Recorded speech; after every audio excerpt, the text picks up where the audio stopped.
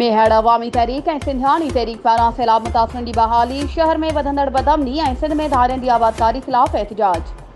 तफ़सीलन मूजिब मेहर में अवामी तहरीक जे मरकज़ी सदर लाल जरवार, जनरल सेक्रेटरी नूर अहमद कातियार, सिंधियाणी तहरीक जे अॻवान महानूर, एडवोकेट साजिद महेसर, नजीब अहमद महेसर, अब्दुल ख़ालिक बुघियो, मंसूर चांडियो, यासीन अशरफी जी अॻवानी में सिविल अस्पताल मेहर खां घंटाघर चौक ताईं रैली कढी। रैली में ॿारनि, औरतुनि समेत समेत कारकुननि जी शिरकत।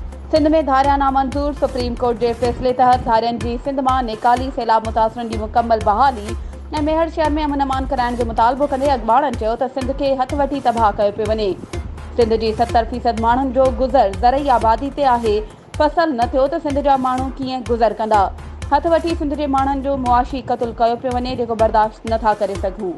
वधीक ख़बरुनि ऐं अपडेट्स जे लाइ असांजे चैनल खे सब्सक्राइब कयो ऐं हा, बेल आइकन खे प्रेस करणु न विसारिजो त जीअं असांजी हर नई अचण वारी वीडियो तव्हां ताईं पहुची सघे।